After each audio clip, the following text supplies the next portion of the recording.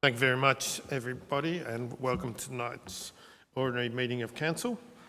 Firstly, Council acknowledges the traditional owners of these lands, waters and skies, the Wadawurrung people. We acknowledge and respect their continuing connections to their lands, water, skies, culture, and the contribution they make to the life and the spirit of our community. We pay respect to their past and present elders and extend this respect to all Aboriginal and Torres Strait Islander peoples. We have all councillors present. Mr. CEO, do we have any apologies? No. No apologies, thank you. Councillors or officers, any conflict of interest? No, thank you. Item 4, leave of absence of council. There is none. Just so for your information, just in regard to the agenda, one slight change. We're moving 12.1 to 13.2. Item 5 is a public question time status update. There are no public questions outstanding. Public questions. We have received, sorry, I do apologise. We received 6 public questions. So the first public question is from Ian Royce. Would you like to ask the question, Ian? Thank you.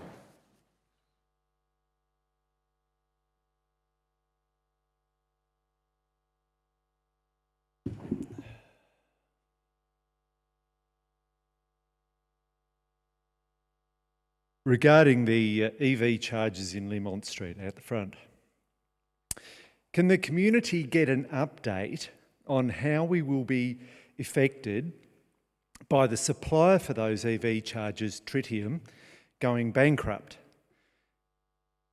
Can I ask who decided to go with Tritium?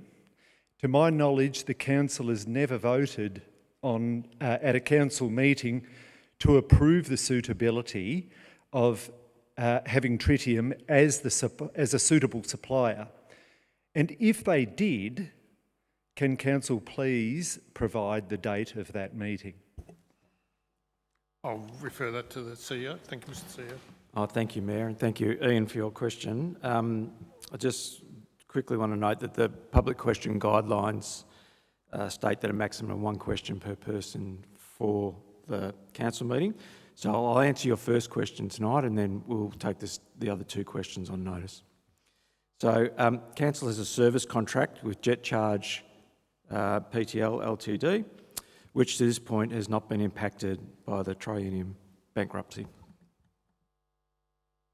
Thank you, Mr. CEO. Public question 2 is from the Queenscliff Community Association. Thanks, David.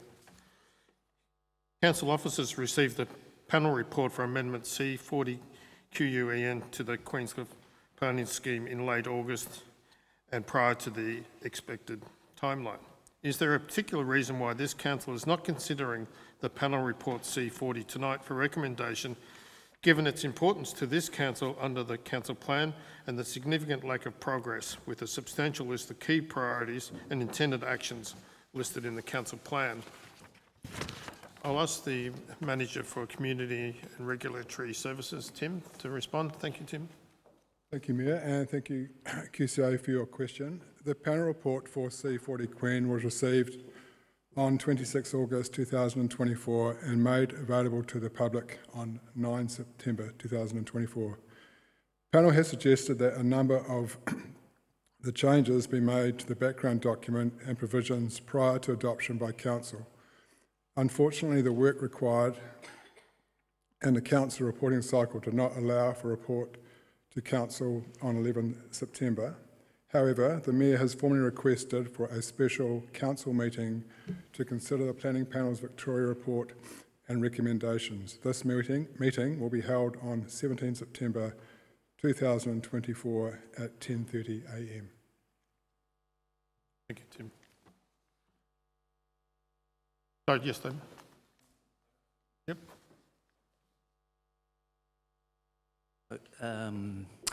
Thank you, Mayor and councillors. 10:30, is that the time? Yes. Yep. Is that open to the public? Yes. Right, Yep. okay. So I think whoever was responsible, and I know residents have been vitally concerned with getting some runs on the board for planning and C40. So No, thank you. If that's going to happen, Yep. well and good. So Indeed. It will be a fairly quick meeting because caretaker takes effect at midday. oh right, okay, okay. Well, So, thank you. Public question 3 from Carmen Bell. Would Council consider the recommendations of the C40 QUE and panel report at a special meeting prior to going into caretaker mode? I think we've just answered that question for you, Carmen. Thumbs up, thank you. Public question 4 from David Kenwood. Happy, thank you, David. What has been the progress in the last 2 years on Council's resolution on 24th August 2022 that Council establishes an environmental advisory group which comprises members of the community and at least one councillor and one council officer? Mr. CEO. Thank you, Mayor, and through you, and thank you, David, for your question. In developing the scope in terms of reference for the Environmental Advisory Group, Council shifted the intent of the advisory group towards a model that would bring together the different environmental groups and volunteers in the borough. This resulted in the creation of the Queenscliff Coastal Biodiversity Forum. Over the last 12 months, the Queenscliff Coastal Biodiversity Forum has developed a series of objections with supporting actions that inform the work of the local groups do and the work that Council undertakes in vegetation management and environmental enhancement. This forum's also been looking most recently at opportunities for collaboration across the different groups. So that group has input from DECA, the Wadawurrung, and the other and some of the local volunteer groups.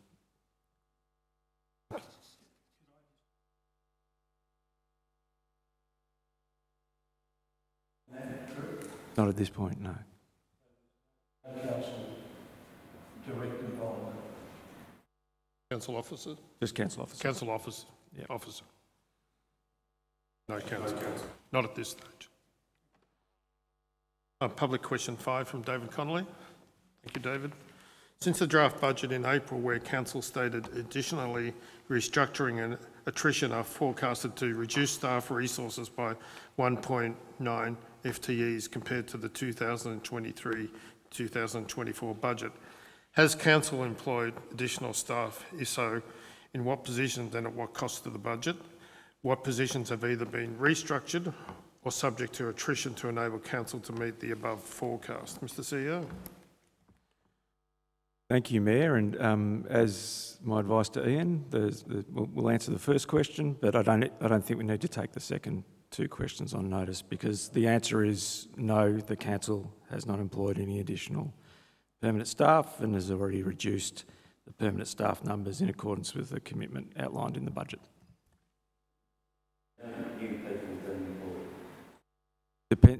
Depends on what you mean by no new people. No additional people or no new people? Which one do you mean? New staff. Do you mean additional staff or new staff? Yes, of course there's new staff being employed, but there's no additional staff being employed. in terms of the new staff, how have you met? We've filled vacancies that we've had. But just Sorry. excuse standing orders, but didn't we just create a new position of an HR assistant then? Or not We created that through you, Mayor. We created that position prior to the budget, and actually in late 2022, that position became vacant. The original position, the position's been renamed and filled recently. I think I sent you an email to that effect recently. No, but Councillor it Becker. was quite. Did you? It was a bit different not from get the. email? Thank you, Councillor Grigel. Thank you. I'll move on to public question number 6 from Edwina Rice. Thank you, Edwina.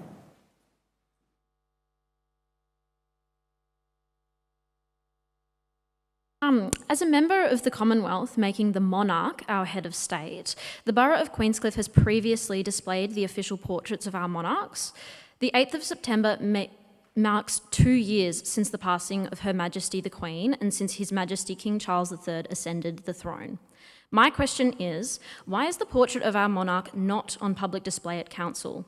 If we do have a copy of the monarch's portrait, what was the motivation for it now being removed from viewing?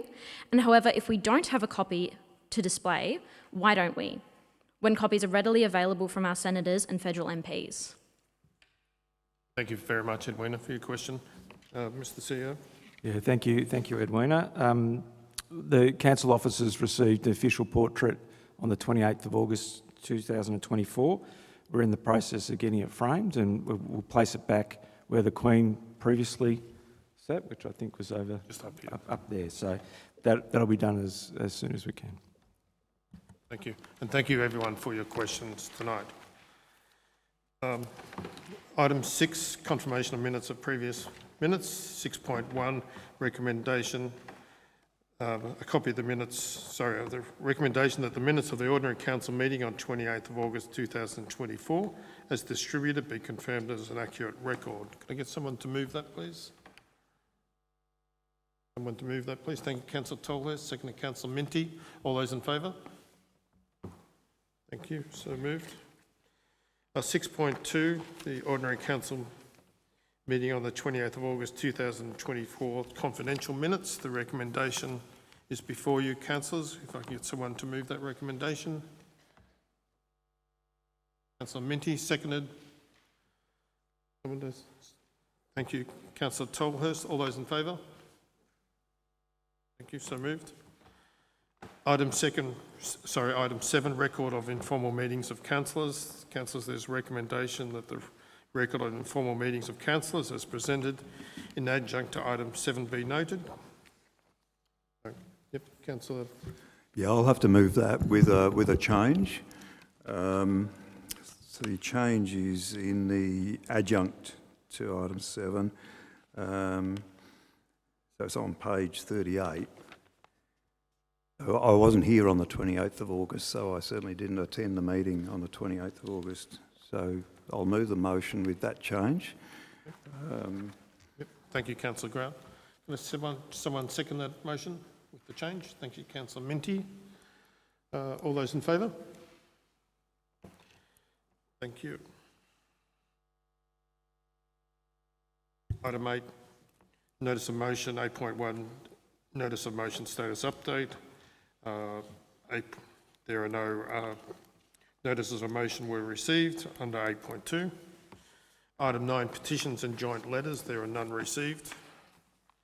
Item 10, councillors' functions attended lists. If I can get someone to move the recommendation. Councillor Minty. Sorry, just need to touch your mic on. Thanks. I'm happy to move it with one minor change. On the 5th of September 2024 at the Queensland Literary Festival, I also attended that meeting. Thank you. We'll add that. Thank you. It's moved by Councillor Minty with that addition. Can I get someone to second that? Thank you, Councillor Tolhurst. All those in favour? Thank you. So moved. Item 11, the Chief Executive Officer. 11.1, CEO Officer Report for September 2024. Thank you, Mr. CEO. Thank you, Mr. Mayor. I'll take the report as read and happy to take any questions.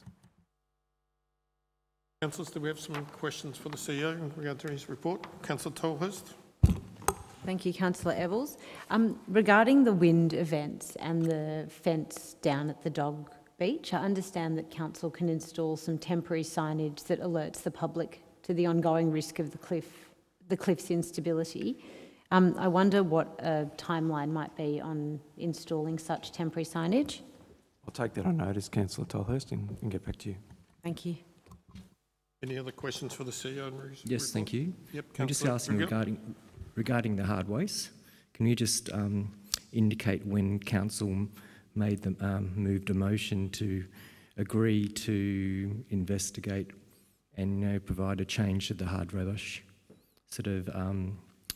that's being provided currently to the ratepayers?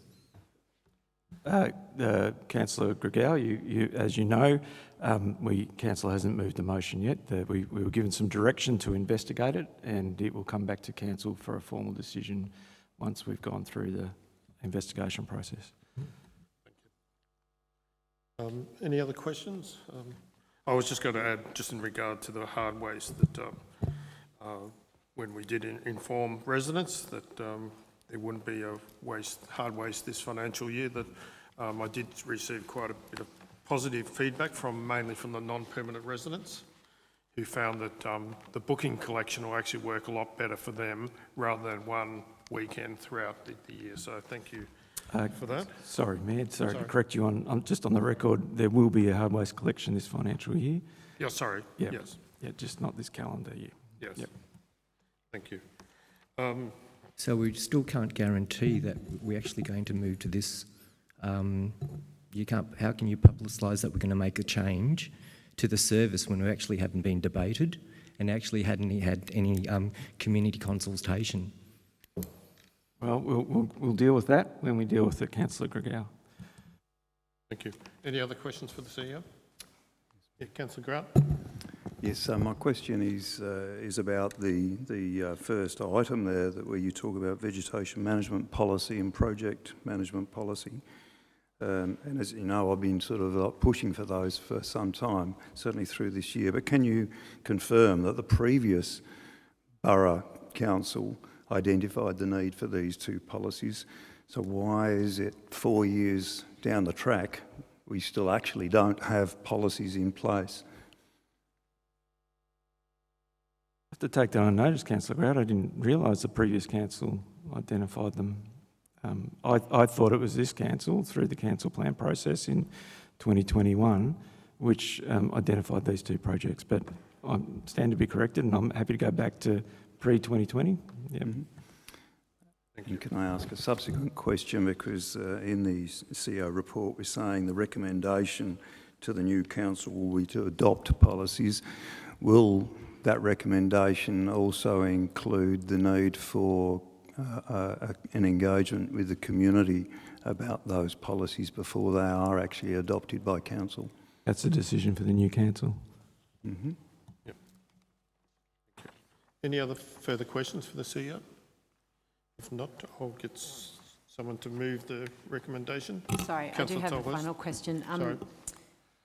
In the attachments regarding the Audit and Risk Committee, it's flagged that one of the conversations raised at a meeting was about the contingent investment to Ballara. I wondered if some detail could be provided on the conversation that was had around that item. I'd prefer to defer to the chair of the Audit and Risk Committee before I spoke. Thank you. Councillors, can I get someone to move the recommendation? Move Councillor Tolhurst. Someone to second that? Councillor Minty. All those in favour? Thank you. So passed. As I mentioned, we'll move 12.1 into 13.2. Item 13, Heritage Planning and Infrastructure. Thank you very much, Tim. I know it's only been a short period since we had this report, but there's been a couple of little changes. The purpose of this report provides a summary of the planning permit activity during the last 2 weeks, bearing in mind it's a shorter reporting period. It's up until the 2nd of September 2024. I'll take the report as read and happy to take any questions. Just a couple of updates referred to previously. In relation to VCAP matters, planning application 2022-044, 6 McDonald Road, that hearing has now been deferred, and the full hearing has been deferred until the 28th and 29th of November, because the parties are awaiting the decision of the preliminary hearing from the 15th of July. So that's just... So Tim, can you say 28th and 29th of November? November. Thank you. And just in relation to VCAP planning application 2023-042, 13 Nicholas Court. So that hearing was held on the 5th of September 2024, and we're just awaiting the decision from the member for that. Okay. Thank you, Tim. Any questions for Tim? If not, I'm happy to move that we accept the planning report as presented. Someone to second that? Thank you, Councillor Minty. All those in favour? Thank you. As mentioned, we will move back to item which is now 13.2, the asbestos project update at 4 Wharf Street. Thank you, Mr. CEO. Thank you, Councillor. Oh, thank you, Mayor. I'll take the report as read. Thank you. Do we have some questions for the CEO regarding this report? I was going to just quickly ask, have we had a response from QMM, the Queensland Maritime Museum, in regard to, the Not to project this, not to moving this matter. Not to this matter? No, to the Obviously, planning, a to the planning planning matter, would- yeah. Yep, understood. Councillors, any questions for the Yes, CEO? thank you. Yes, Councillor Just Grigel? checking, as custodians of the building and the heritage of the borough, this, we actually own this facility. What measures did we take to protect the structure of the building while we were doing the asbestos removal? And sort of how did we end up sort of not ensuring that, we did not lose this part of the building while, during the asbestos removal? So as set out in the report, Councillor Grigau, we went through a series of structural engineering assessments as we started to slowly remove the asbestos and reveal the structure of the building. The intent always through the process was to limit the amount of work we had to do, but as we removed the asbestos, it became clear that through the building process that occurred all those years ago, and especially in the fish shop, that the structure wasn't safe. And so, unfortunately, when something's not safe, you deal with that because it's a risk to the community and to the users of the site. And the engineer recommended that we remove, in terms of the fish shop, the entire building, including the slab, because the slab was built illegally. Just that, regarding the walls, and what part, can you please give some examples what items were unsafe? I'm happy to take it offline and walk you through the structural engineering computations, but in effect the brick wall was unsafe, the ties to the internal and interior structural elements between the brick walls and the columns were unsafe. The roof trusses were failing. I can go on and on, Councillor Grigau. The slab was built illegally. There had been additions. The electricity was being put in illegally. It just goes on. And I'm sorry we haven't made that clearer to you before, Councillor Grigau. No, this is not just for me. This is actually the purpose of the council meeting is actually to inform the public and the community. So, That's actually not the purpose of the council meeting, Councillor Grigau, but you would understand that being the governance. Thank you. Do we have any other questions regard to that? If not, I'll get someone to move the recommendation. Thank you, Councillor Tolhurst, seconded. I'm happy to, second Councillor Minty. All those in favour? Thank you. So moved. Item 14, Governance and Finance. Thank you, Gihan.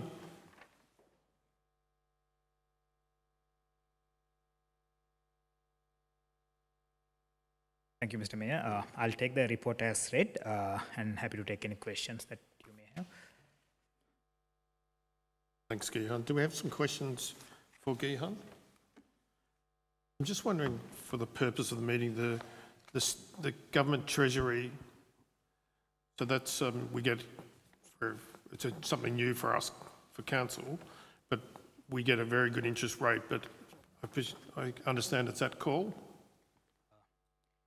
Is that correct? Yes, it's a new arrangement for us, Mr. Mayor. So as a result, whatever the surplus operating cash that we have, we can always place those surplus operating cash with the Treasury Corporation and earn interest. So whenever we need, within a couple of hours, we can take that money back to our operating bank account. So the money will only flow between our operating bank account and Treasury Corporation in Victoria while earning our interest income. I think we'd all like to have that option. So they're just asking, just to clarify that sort of the term is for between two, so it's a 2-year term, but at any time if needed, we can access that money? And if so, then what would be the, are there any penalties on that? Of an early... Through you, Mr. Chair, thank you for that question. If we try to withdraw money before the expiry of that term, then we will lose the interest income, so there would be a penalty interest. So that's why we have summarized in the paper, in case council want to access funds, then we may have to look at other options. So one thing, money that we have in our general reserve or the asset renewal reserve, even that money we have invested in short-term term deposits. So we can use that money while this if council decide to go ahead with this option, until those two term deposit get matured, we can use that money because we haven't committed that money for any project at this point in time. And that could then be put back. That's right. Thank you. Any further questions for Gihan? If not, Yes, thank you, sorry, Councillor yes, Ebbels. Councillor Tolbert. Just the difference in, we're talking about the most for competitive ADIs. How competitive are those rates as they relate to one another? Approximately. Yeah. It's a bit of a difficult question, but if I give you a range currently, now, if you take 6 months before, we were getting term deposit rate for the 12-month term around 5%, even 5.10%. But we don't see it that now. Now it's maximum, we might get closer to 4.5%. So that's why, so we have two term deposit which is going to mature very soon. So still we might be able to secure closer to above 4% interest rate for next 2 years. So that's what we think. So eventually, because the RBA prediction, it'll be around 3.5, between 3 to 3.5. So when the normal interest rate is around 3.5, if we have something locked for closer to 4.5, so that's the margin that we are just trying to capitalize through this arrangement. So for the new council, when they go through the budget process, you'll be making, obviously there's lots of assumptions, but you'd be working on around the 4% in the budget process for that money, for interest? If we lock it for 2 years, yes, throughout that period, we can definitely consider that actual interest rate for our budget purposes. So otherwise, it will depend on the rate that would be available when we finalize the budget. Okay, thank you. Councillors, we do, sorry, Councillor Grigel, do Yeah, you have a question? is this paid annually or monthly interest earned? How is that paid, sort of? We have various options. I mean, so we will choose, but which one would we be taking out? Through you, Mr. Mayor, normally, if you choose the option where interest get paid at the maturity, that's where we get the highest interest. But we have the option, we can get it paid quarterly, semi-annual, there are a lot of options, but where it's more beneficial in terms of the return is to get it paid at maturity. Thank you. Councillors, we have a motion before us. Can someone move the motion? Councillor Tolhurst, thank you. Seconded, I'm happy to second that. All those in favour? Thank you, and thank you, Gihan, for your report. Councillors, item 15 is the signing and sealing of documents.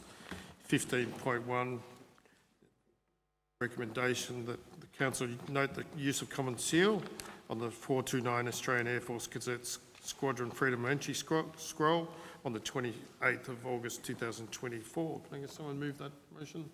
Thanks, Councillor Minty. Seconded. Councillor Tolhurst, all those in favour? Thank you. Item 15.2, again, the Council note the use of the common seal on S5 Instrument of Delegation to the Chief Executive Officer on the 2nd of September 2024. Thanks, someone to move that again. Thanks, Councillor Tolhurst. Second, Councillor Minty. All those in favour? Thank you.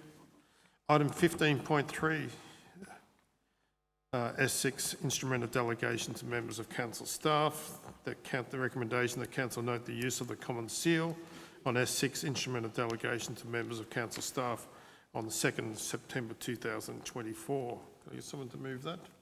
Thanks, Councillor Minty. I'll second that. Thank you. All those in favour? Thank you. That's moved.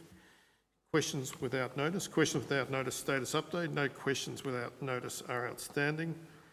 16.2, questions without notice. Councillors, do we have some questions without notice for the CEO? Thank you. Councillor The Grigel. state government just released that regarding a program called the Rainbow Library Toolkit. You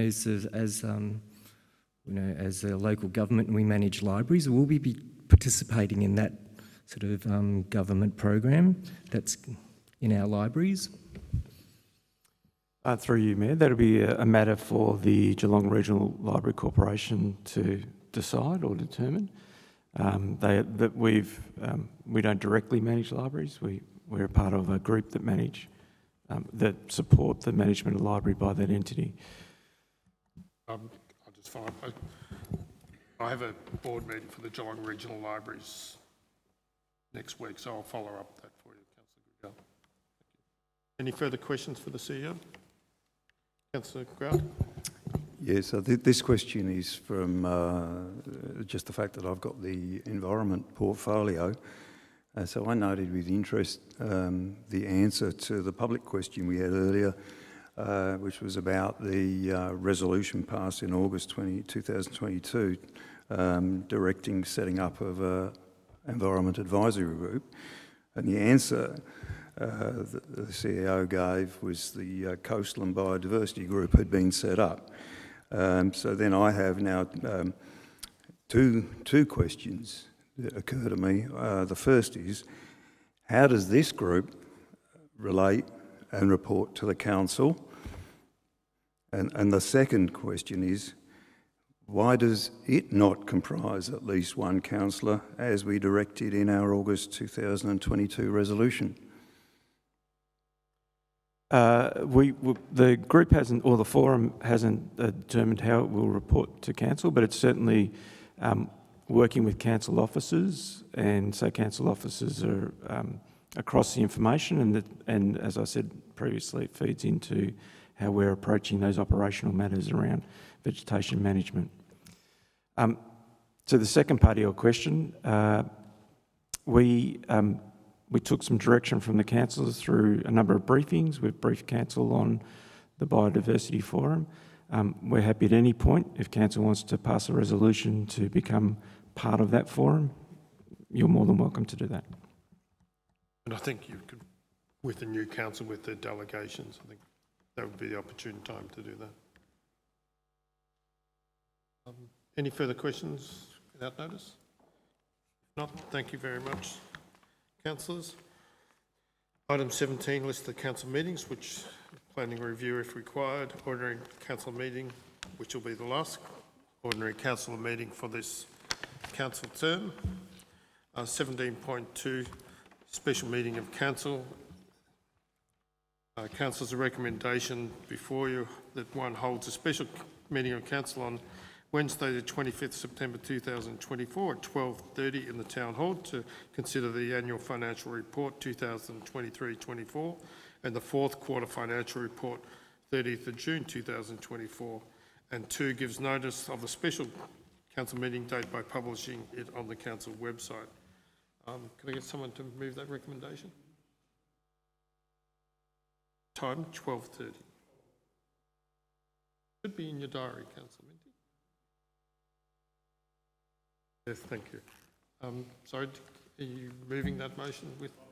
Happy to move that, thank you. Some of the second, Councillor Tolhurst. Any questions? No, all those in favour? Thank you, so moved. Item 18, close the meeting. Thank you very much, everyone, for attending tonight's ordinary meeting. Thank you.